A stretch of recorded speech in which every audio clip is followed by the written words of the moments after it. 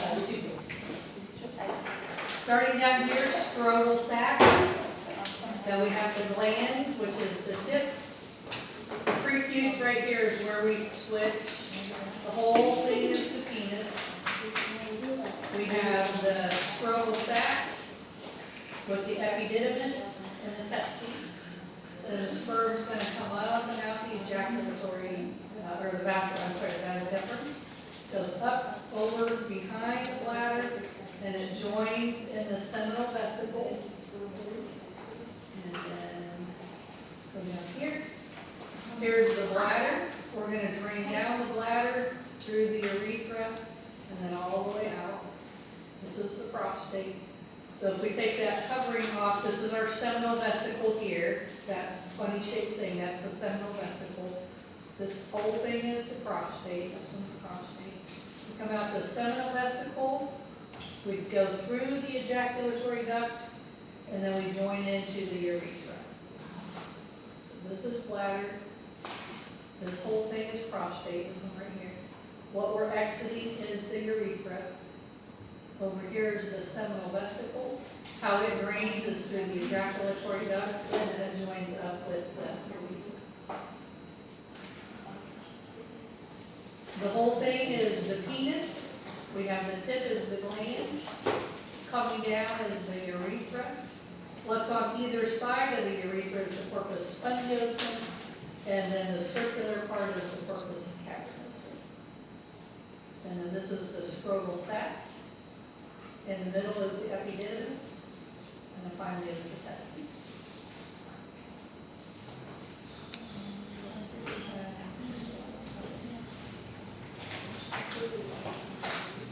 So here's our slides.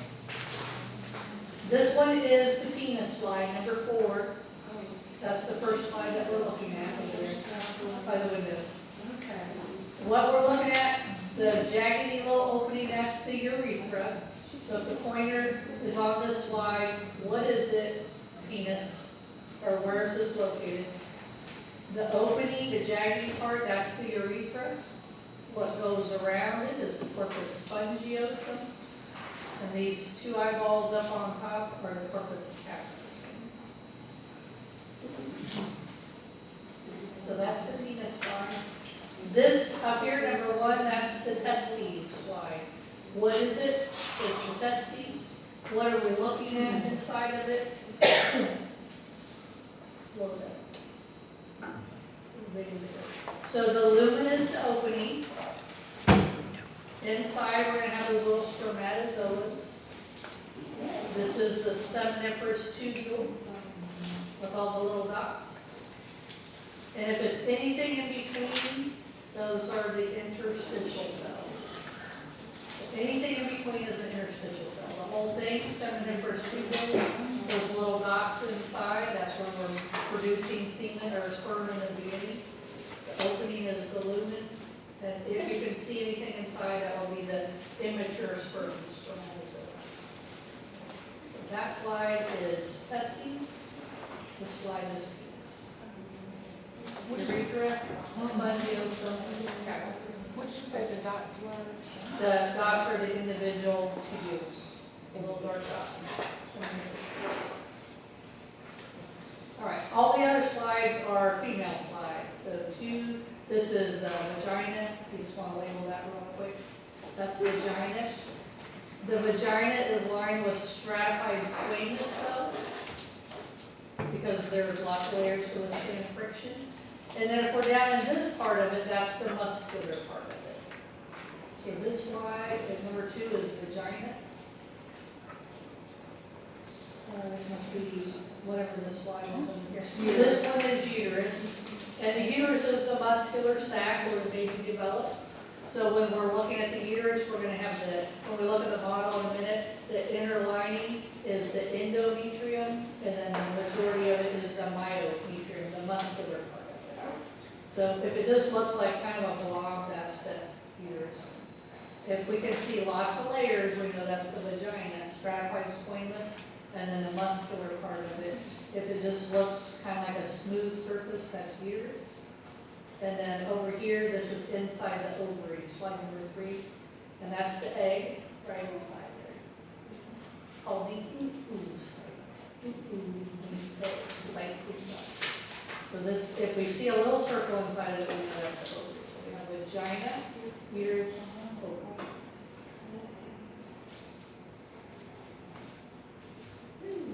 Oh, okay, what's that? Let's zoom out. That's what penis. What are all of these? Cells. All three of these slides are located where? Testes. Testes, right. So this is testes, the whole thing, seminiferous tubules with the individual little tubules inside. The lumen is the opening with the spermatozoa. So that bottom left one is, Everything here is same Testes. slide, testes. okay. All of these are testes. Because if they're zoomed in on the bottom left one, I would think it would be like the The penis one. Is it? Yeah. It's not the penis because we have all these individual circles. You said the lumen is the way, like, that's the lumen The right there? lumen, yeah, is always a lumen is Those always. are the tubules. Yeah, so if you see lots of little dots in it, you know it's not the penis slide, it's the testes. Okay, and the one with that one right there. This, Uh-huh. so we're looking at the individual tubules, Okay. and then we're blowing up on some of the tubule. The opening is the lumen. And if we're in the white spaces between interstitials. Same thing here, we see all these little circles, so we know we're in the testes, the lumen is the opening, the spermatozoa inside. What's that? Sperm, where's it located? Testes. And then this is the penis slide. So we have the jaggy opening, that is our urethra. Going around that is the corpus spongiosum. That's this one. And then the two circles are corpus cavernosum. And then we just rotated the slide here. So here's our urethra. Surrounding it is the spongiosum. The two circles on top are the cavernosum. Penis, sperm, testes. All right, and then looking at the ovaries, getting ready to move into that. So how the ovaries work, we have, just like we have the testes, we have two ovaries, and the ovaries we know contain eggs. We have all the eggs we're ever going to have from the time of birth. And then they're going to sit in the ovaries, and then eventually puberty is going to come around, and estrogen and progesterone are going to be released, and then we start secreting eggs, and that's called ovulation. Bless you. So the eggs are sitting in there. Word for egg is the ooh site. So we're inside the ovary here, and the eggs are going to go through an 8 to 12 month process of maturing. They're always going through this cycle, and they start off as the primordial cells, the most immature. Then they go to the primary cells. They get a little more developed. They're getting more mature. Then they go to the secondary cells. So we're just going from immature to mature. And then finally we get into the Graphenian follicle. So that egg is small, it's maturing, it's getting a thicker edge around it, an even thicker edge, that's secondary. And now look what's happening, we're getting ready to ovulate. We're going to get rid of that egg. That egg is going to come out. So the Graphenian is when we have this circle and it's moving towards the edge. It goes primordial, primary, secondary, Graphenian. And that is inside the ovaries. When is it best, when sperm gets to the egg, when is it best for that to make a baby?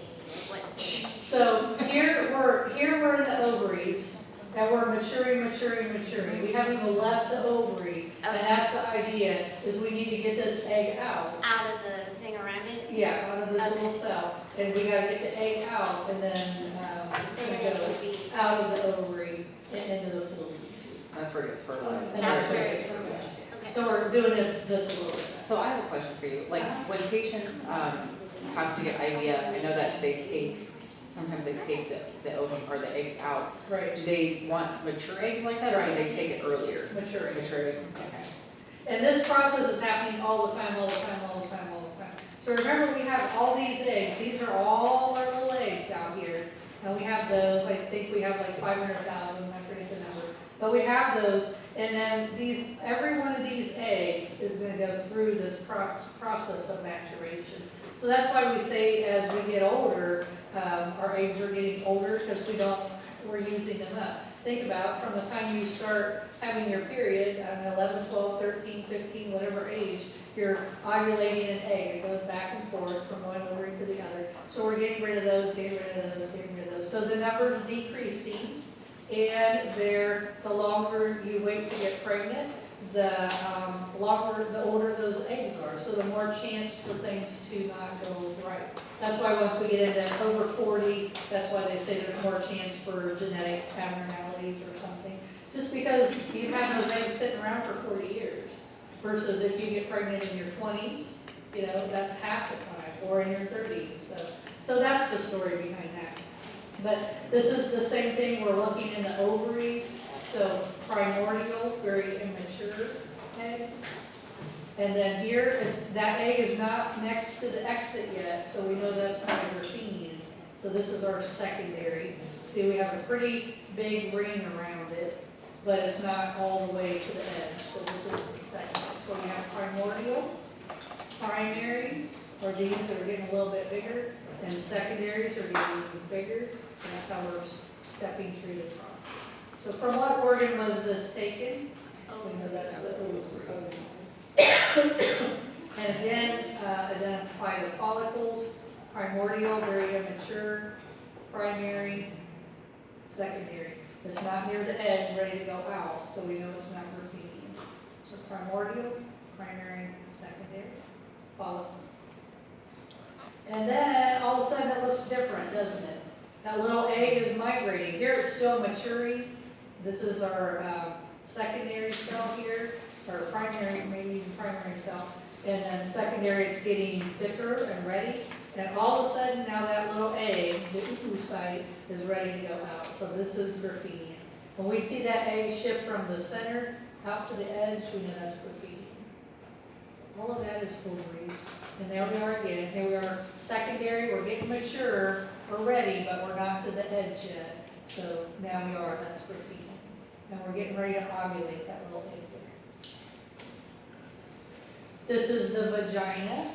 So this is our stratified squamous cells. Lots of layers. And then we get down into the muscular layer. So that one, from what organ is this taken? Vagina. And then this last one, this is the uterus. This is the endometrium and the myometrium. So this is more solid looking, and this is a little more porous. This is lining inside the uterus, the endometrium, and then this is the muscular lining, the myometrium. And if a woman has endometriosis, that's what we're talking about. It's scarring, inflammation of that inner lining of the uterus. And it can be hard to get pregnant because it's more irritated scar tissue, so it can be harder to get pregnant or to stay pregnant if there's scar tissue. So those are our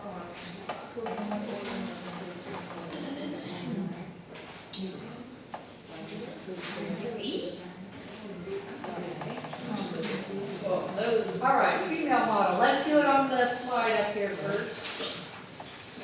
So starting on the outermost, we have the inner and the outer labia. The outermost, this arrow right here, is the labia major. That's where you would see the pubic hair. And then we go to the inner, that's the labia minor. And this is the clitoris. Okay, you say the labia minor This is one. inside, Yes, so you can't see that. right.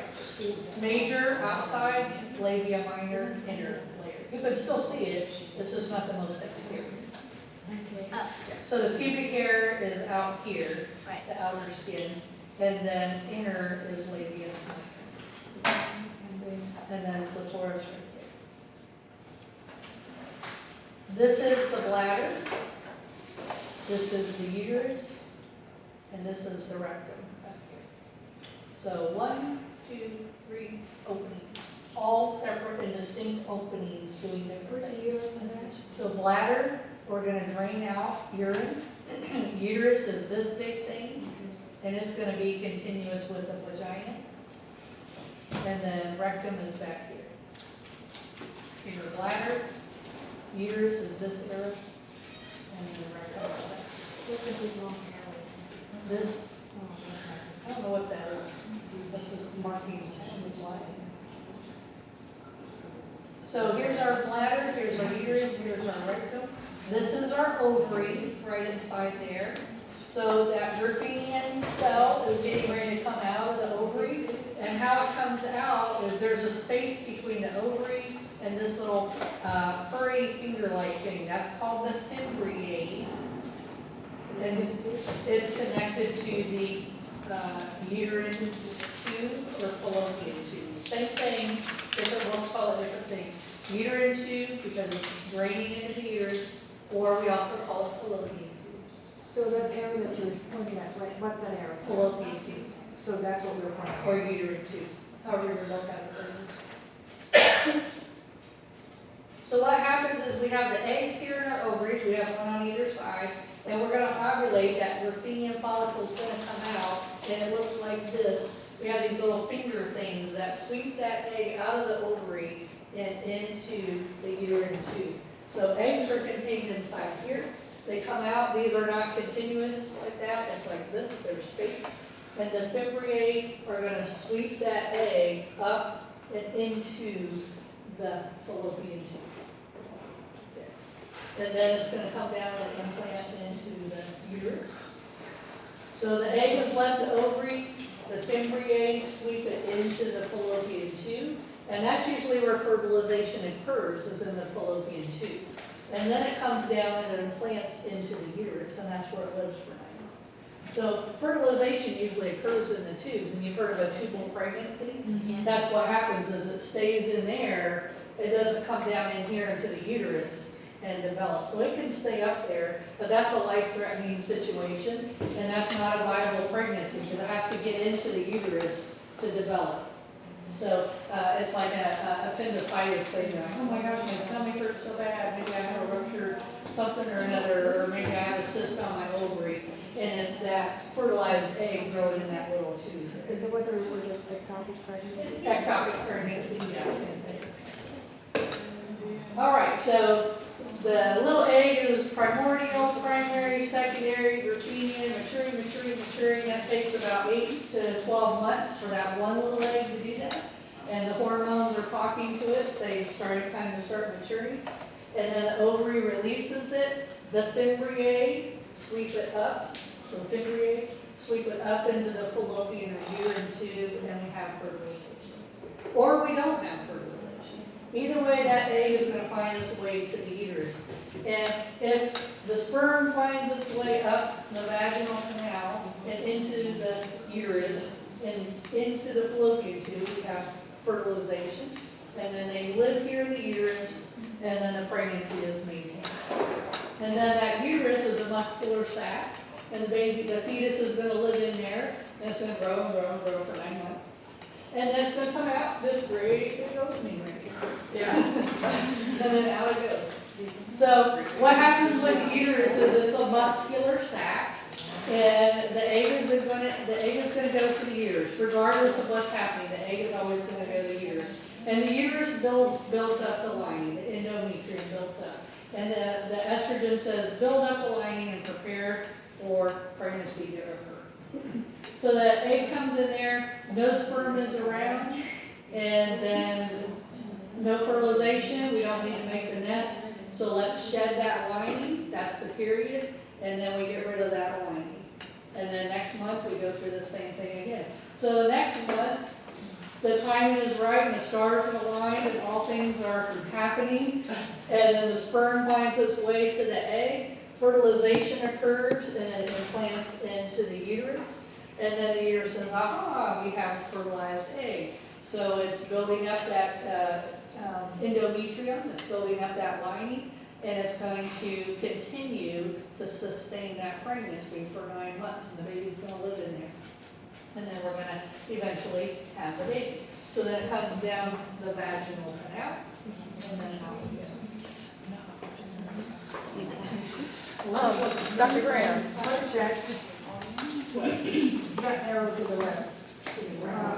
Up more. Okay, so this is our round ligament, yeah, your book calls it. That's what attaches the uterus to up here to our pelvis. That how we have it.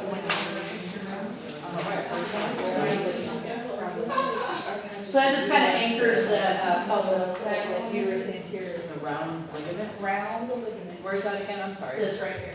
It's anchoring the uterus towards to the pelvis. What about if you have a C-section, do they cut that? The round ligament? No. Oh, okay. So if you have like an implant for the, what do you call those, IUDs. Oh, okay. So let's look at this picture. Now we're gonna look inside. We've taken off this covering. Now we're looking inside. So labia major, labia minor, clitoris. Then we're gonna go up the urethra and into the bladder. This is the vaginal canal coming up, so all of this is the vagina. So we're coming up the vagina or the vaginal canal. And the vagina and the uterus are connected by this little half moon, that's the cervix. That's the cervix. Is the cervix technically part of the uterus? It's Part of the uterus. Oh. So this is what we're watching to dilate when you're ready to have that baby, is when it's time to have the baby, this is gonna open to 10 centimeters. So they're feeling to see if the cervix is dilated yet, and then we know that's as open as it's gonna get. So when it's time to have the baby, they're checking, and they're like, oh, you're only 1 centimeter dilated. It's like, we got a long ways to go. Oh, you're 2, you're 3. It's time to get the epidural. I think 3 to 5 is the window for the epidural, and if you start dilating, you pass your window. You're like, sorry, no epidural for you. I got mine So- at 7. There's a limit in there, I mean, maybe it even goes up to 7, I don't know. But they have a window, and sometimes it can take forever to dilate, and sometimes you go this way. So it just depends, but that's what they're testing, is the cervix, to see if it's open. And then we go into the uterus, so this is vagina, this is cervix. The whole thing, this arrow is the uterus. We have the endometrium inside, lining inside the uterus, and then this muscular part is considered the myometrium. Both of them are in the uterus, but that is the lining. The endometrium is the part that can get inflamed or irritated if you have endometriosis. And then what pushes the baby out is this muscular part of the uterus. That's the muscle, that's what's contracting and is coming, pushing And out. that's called endometrium. The inner part is endometrium, the outer part muscle, MYO. So I have a question. Why is it that after the baby is delivered that they have to do bundle rubs? Is it because there's still blood that they have to? Yeah, they're just trying to get all that whole lining that's in there that's been building up for 9 months. Then you're trying to get all of that stuff out. Gotcha. And then it feels like you're having sex. Yeah. This is our ovary. This little arrow is our ovary. This is our fimbriate. This arrow. And then the egg is gonna get flushed into the fimbriate, down the fallopian or uterine tube, and into the uterus. This is the round ligament, which kind of comes behind the bladder and attaches and holds the uterus. No, it's not. That's different. That is when they make it. So layers, myo, endo, myometrium, endometrium, and then we're coming out. We're coming out the uterus into the cervix, the cervical canal. The cervix is the little half moon or the cervical canal. And this is where we're testing for cervical cancer. So when we go for our pap smears, we're looking to see, is everything good with the vagina? Is there any cancerous cells here in the uterus? And that's where cervical cancer happens right there. That's the HPV we were talking about. the human papilloma. And GARDs. But is there a reason why sometimes the cervix might not even dilate? Yeah, sometimes